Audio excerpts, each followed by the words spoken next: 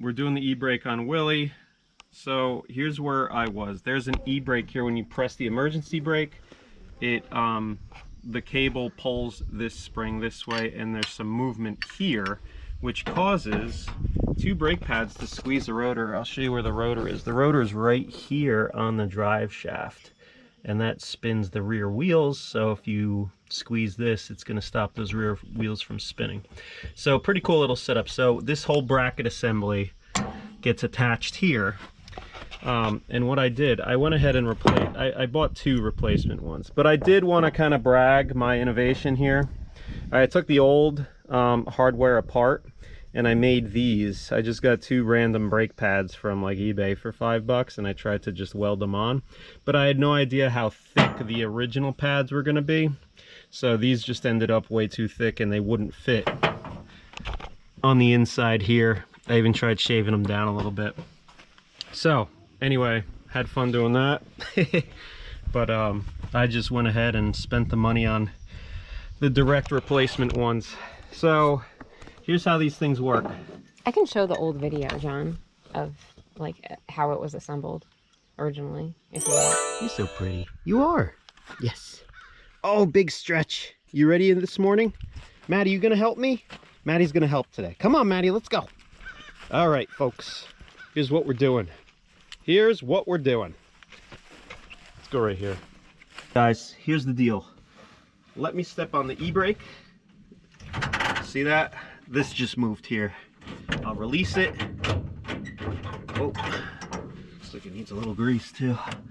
All right, that should move a little bit more freely. We'll investigate that. So there is, this is interesting. Maybe I could get around and show you from the other side. Maddie, you gonna help or what?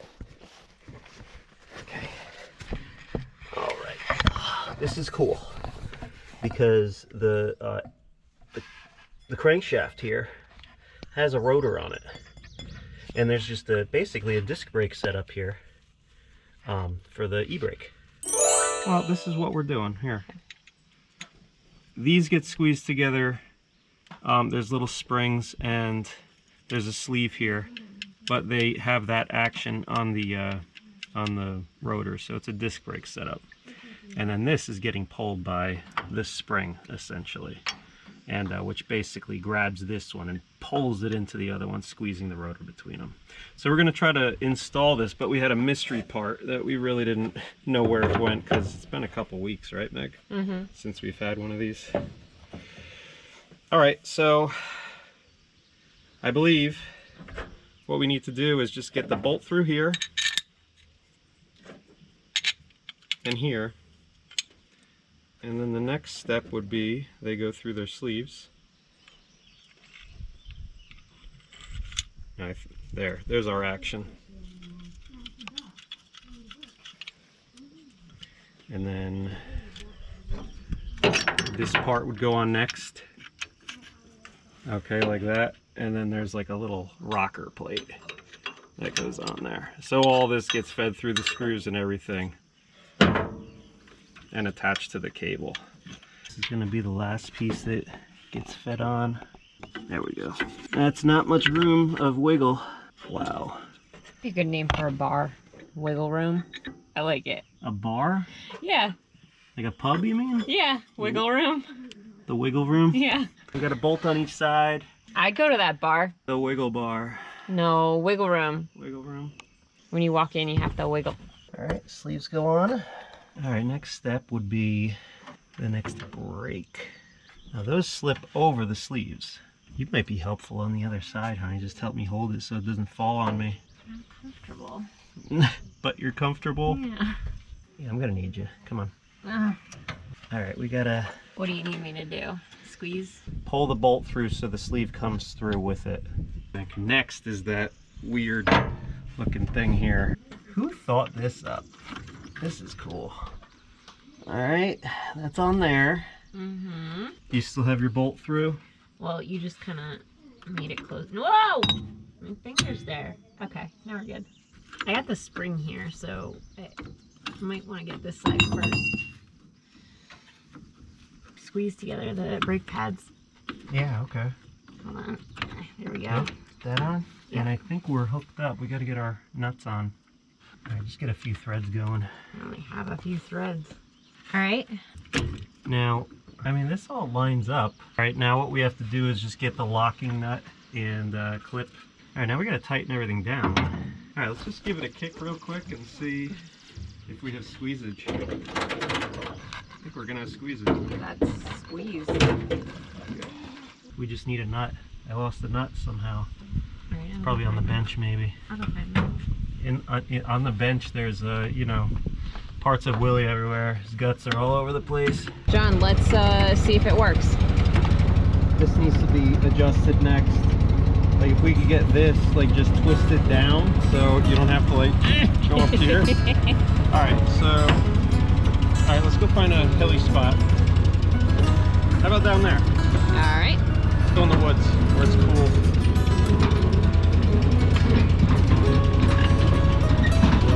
Guys, I'm just gonna go right here. I'll be right back.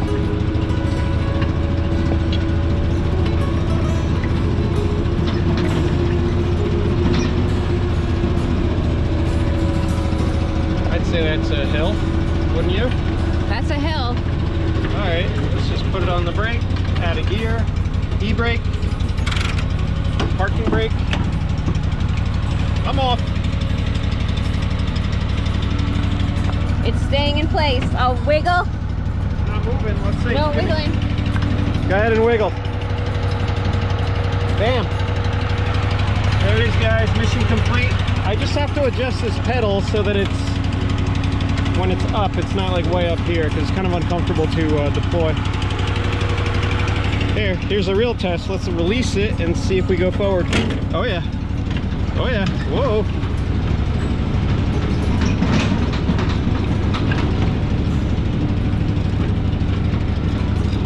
All right, we're bringing Willie back to life, aren't we, Meg? Slowly but surely. All right, we got cucumber action. Look, guys. Not bad. Here. Meg, good work on the e-brake. Good job. All right, guys, here's another quick 20-second or less garden update. Cucumbers, zucchini, potatoes, bush beans, sugar snap peas, all sorts of tomatoes, banana peppers, Swiss chard, bok choy. I'm not even gonna show the kale. Show the kale. Kale, arugula, romaine lettuce, red leaf lettuce, green leaf lettuce. Actually, I think this is romaine. Yeah, you got it wrong. Okay, well, here, lettuce. There we go. Now it's right. Green leaf lettuce, red leaf lettuce, baby romaine. Ooh, that's yummy. All right, Meg, let me have that.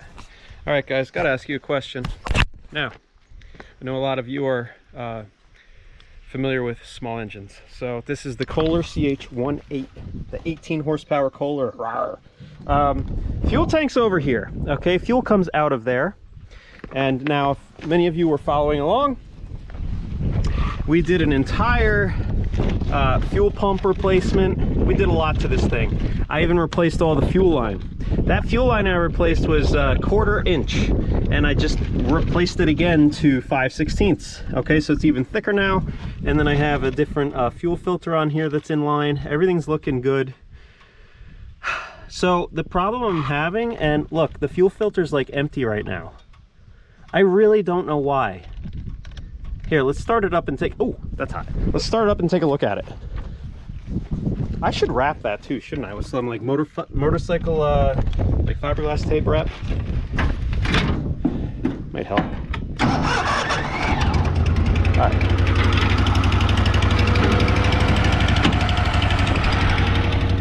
Let's see if we can see any fuel. Where's the fuel?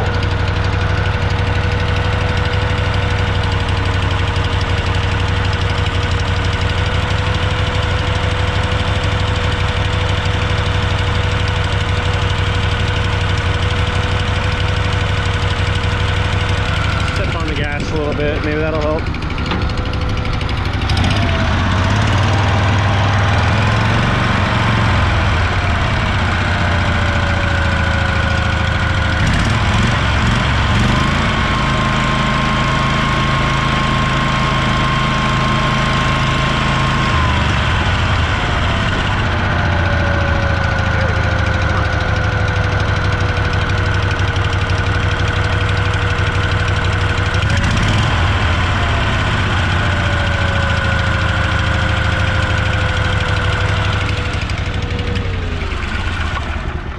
All right, to me, this is even more concerning.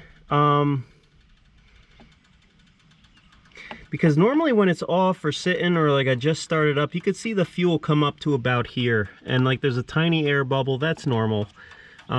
It's usually fully saturated. Right now I'm not getting, like there's just fuel at the bottom of the filter here going down into the hose.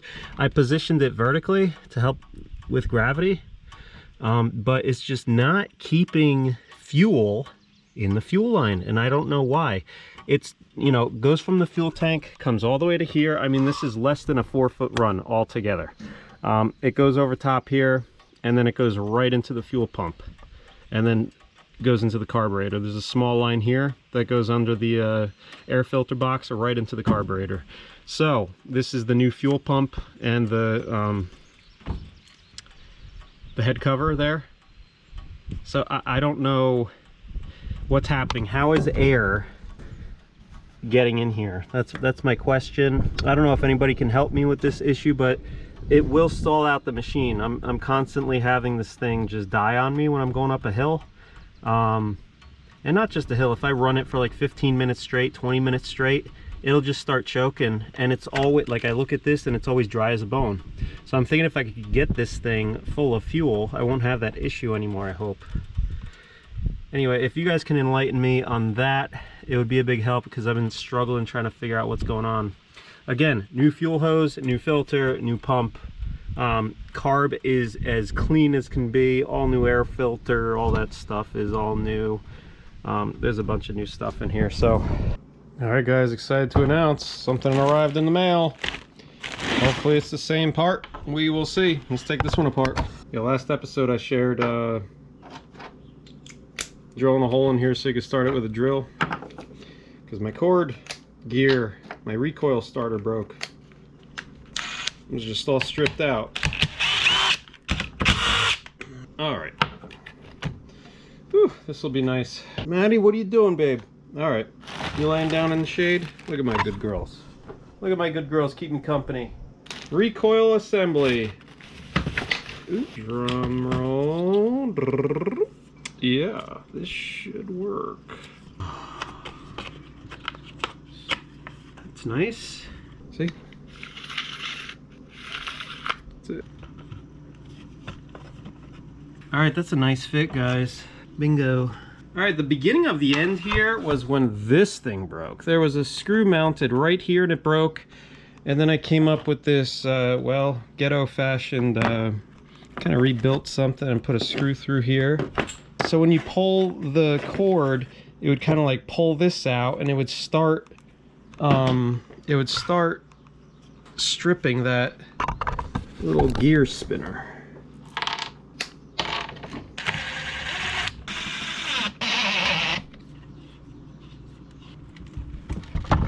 Kill, choke.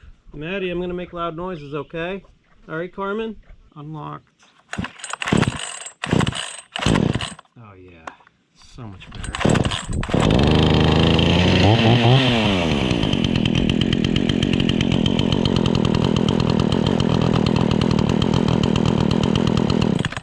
Good deal. She lives. All right, cool. That was on Sears Parts Direct. Good replacement. That's the 20-inch, the S205 chainsaw by Craftsman. So, good deal. All right, we're back in business, guys. I could start this thing in the woods without a power drill now. Good deal. All right, Meg and I were out here this morning. We cleaned up everything up over here. This side still needs to be cleaned up. This is, I guess, our final, I don't know if you want to call it a switchback. It goes there to, I don't know, it's a little bit stronger than a 90-degree turn. It's more like a turn. But anyway, I got this elm tree here that's dead. So we're gonna look up right now, and it just goes up there next to a really nice walnut right there. But that's an elm, and I could just tell by the bark, but it is gonzo. We're gonna get the machine up here, the skid steer, and try to get the stump bucket on here. The interesting thing about this tree is it's grown right on top of this rock. See it? It's been growing like that forever. But anyway, this root's exposed. I could pry that up, try to pry that one, pry this one. I mean, I don't really see any more roots than that. I should be able to loosen it and push it off the rock and then see if I can get this rock out of the way. Because my ultimate goal here is to widen this whole section. Like, all that's good, but right from where there's another dead tree leaning that I'm gonna have to take care of, from there to about all the way through here. I'm gonna make this whole turn wider. And there's one poplar that I'm gonna probably take, because that's gonna be our building material anyway. And yeah, we should be in good shape if I could get that done. I'll cut this whole corner. All right, and I'm taking one dead tree, 2 dead trees, and probably that poplar tree. All right, let's get to it.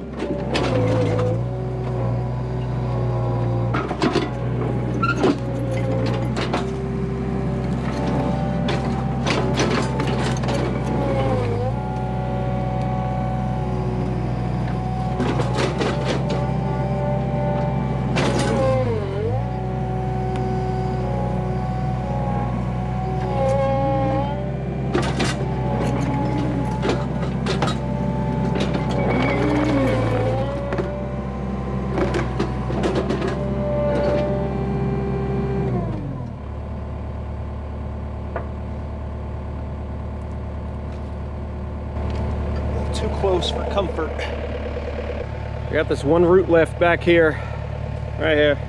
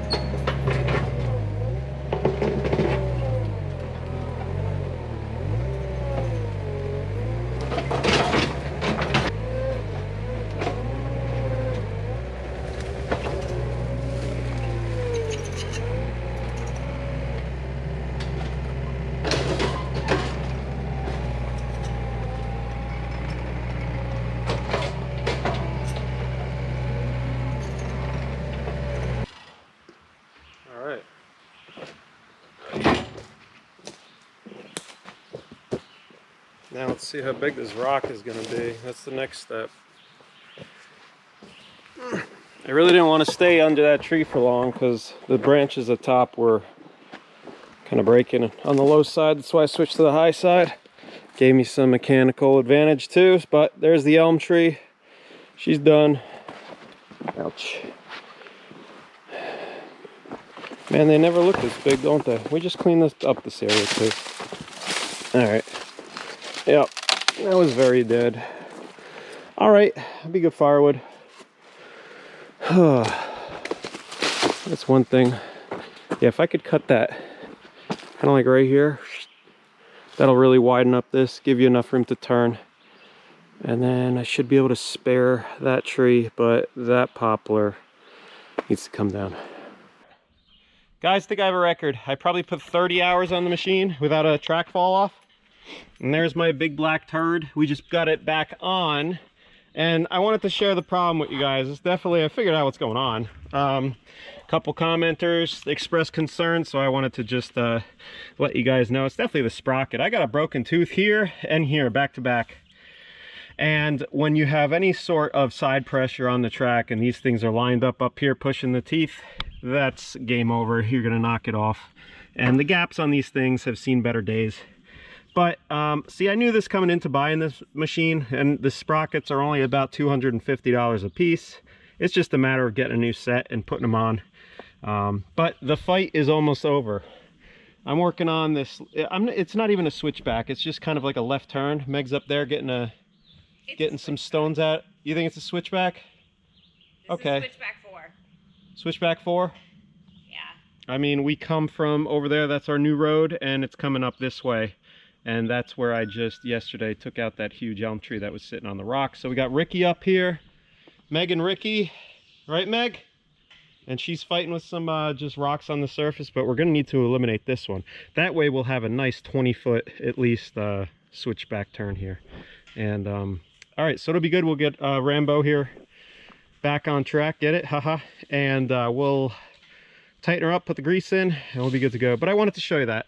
It's not only these two teeth too. So we got 1 and 2 that are broken, like chipped off. Like look at this one compared to this one, right? There's other ones too, and on the other side. But those are the two worst, and they're just side by side. So it's just, when they poke through here, there's not much grip going on there. And I think this one's chipped too. So all things have to be going correct for it not to fall off. But I mean, it's easy. It's just replacing that gear.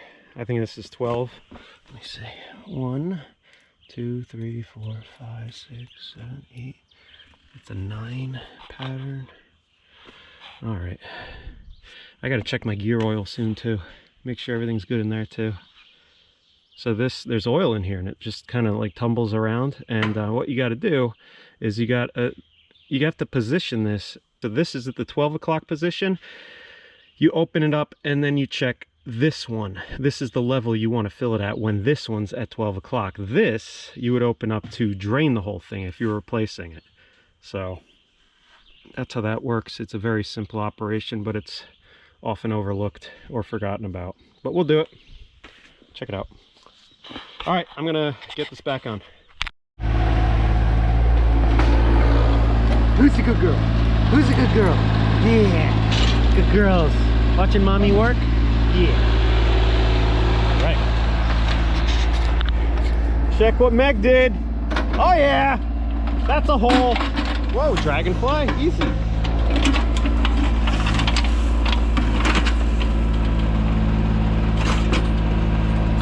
Meg's exposing this rock.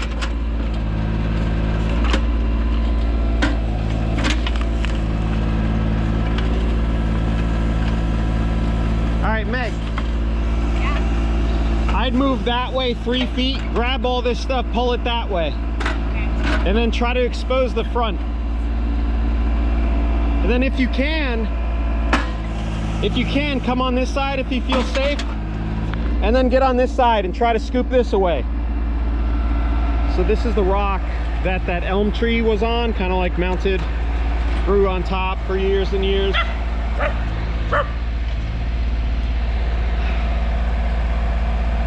So Meg just, it's hard to kind of see the rocks with the skid steer, so that's where the backhoe comes in handy.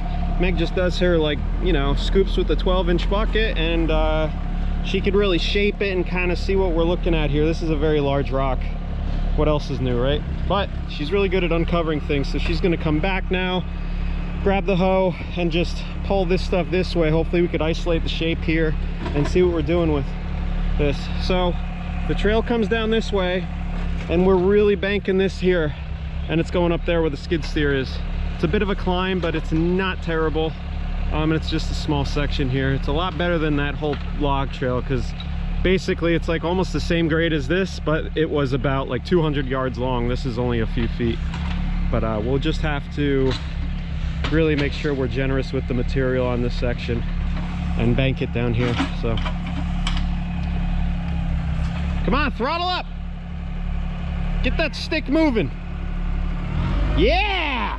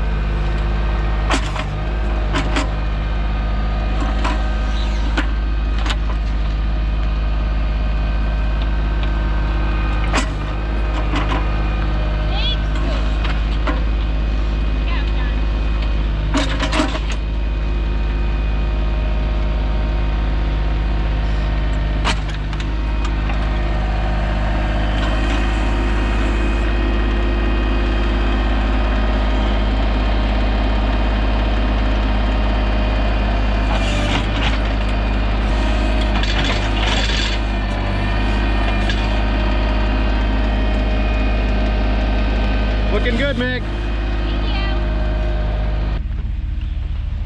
you. There's our last switch. Meg calls it a switchback. It's not going back anyway, though. I mean, it's going that way. I'm going this way. I'm calling it a turn. All right, Rambo's in good shape here. So this is exciting. This is the last stretch of wood line, and it really doesn't need anything except for smoothing out. So I thought I'd share this moment with you guys. Set the camera somewhere where I'm not going to destroy it.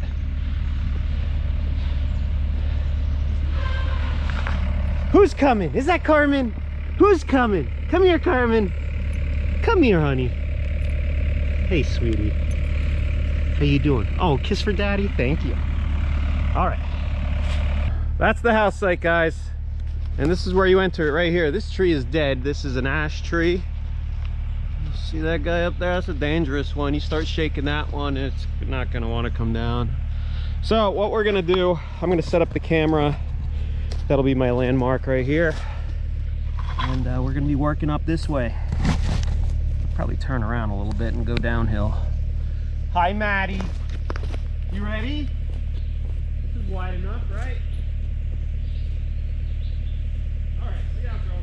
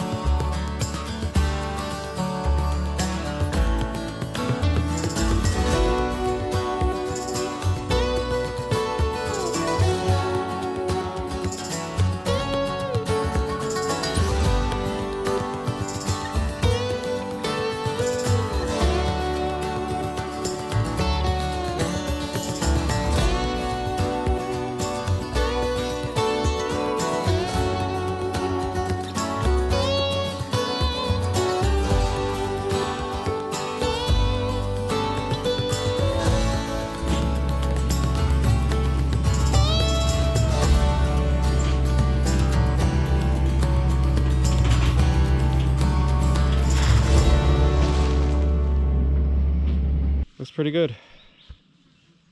Going downhill. Not too bad.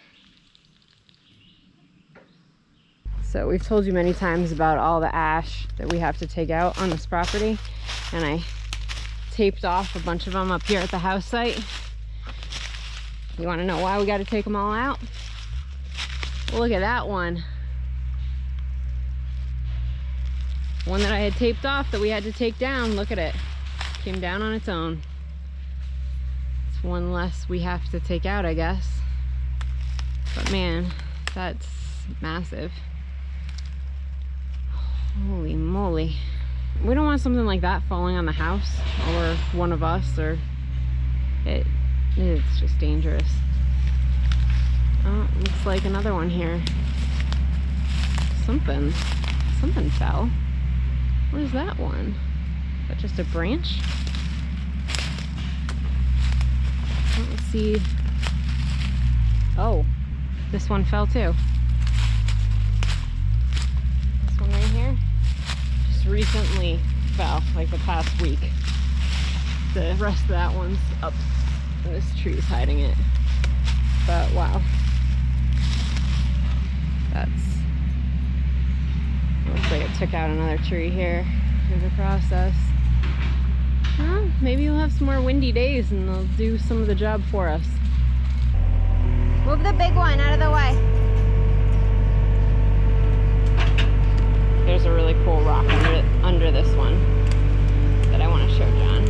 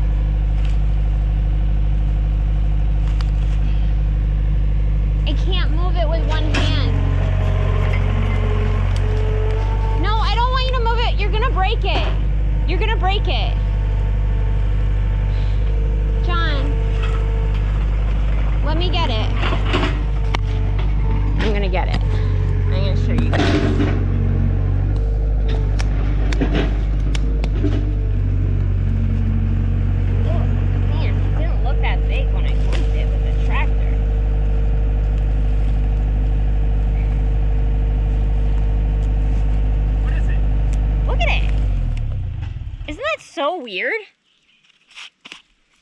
Look at that. We should use it as a putting green hole. And that's what it is. It's so weird. The thing is, a lot of the rocks on this mountain are like that. Because they were all underwater at some point. Is that why? Yeah. And like currents made these weird forms. That's cool. Thank you, Bill Nye. You're welcome.